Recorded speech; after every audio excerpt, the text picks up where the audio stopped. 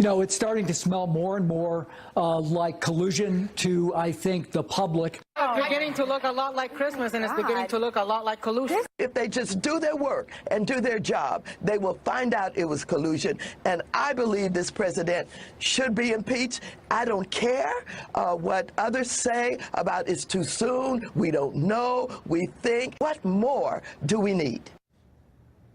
Well, for more than a year, we've listened to elected Democrats and the media who assiduously serve them howl about Russian collusion and why we need a far-reaching, all-powerful investigation to uncover it, and how you're unpatriotic if you've got questions about that.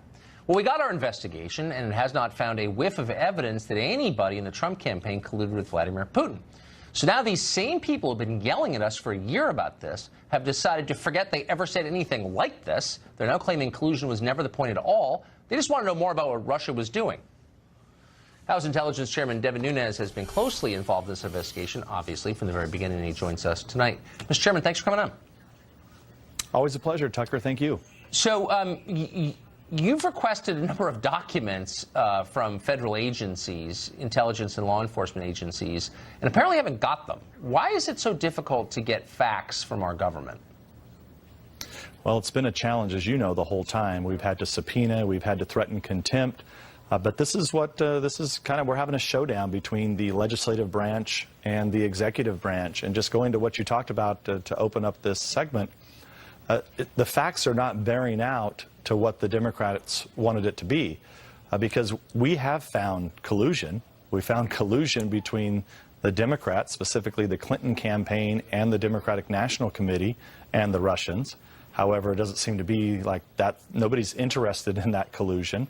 We've also found felony leaks. Nobody seems to be interested in getting to the bottom of the felony leaks. So it's part of what House Intelligence Committee, led by the Republicans, are trying to get to the bottom of, right. Despite we're up against a lot of odds. We're not getting help from the Democrats in the House, and we're also not getting any help from the mainstream media. So we have a big job to do, which is...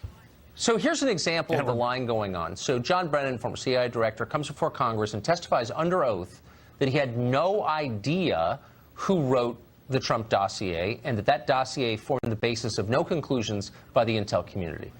Seems very much like a lie, because the FBI knew exactly who wrote that dossier. I mean, he lied to Congress under oath. Is he going to face perjury charges for that? And if not, why not? Well, one of the things that we did today is we sent out a questionnaire, and we're asking several former and current officials to answer 10 simple questions. And these are questions that the public not only should know and have a right to know, but I think they want to know.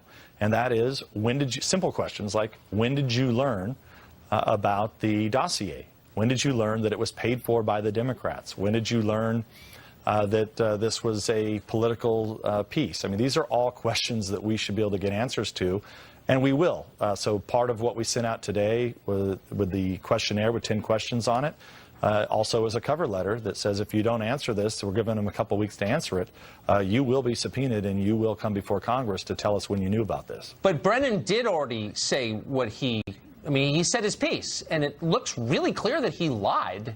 Is he going to, do you think he lied? Well, we don't know, right? I mean, we don't know the answer to, I mean, maybe he's telling the truth. I don't know. Did he not know that the Democrats paid for the dossier? It's possible. Now, one of the things he said on another show was that he knew that press people were talking to him about the dossier in 2016. Now, we don't know who those press people were. It's possible he didn't know the Democrats paid for it at that time.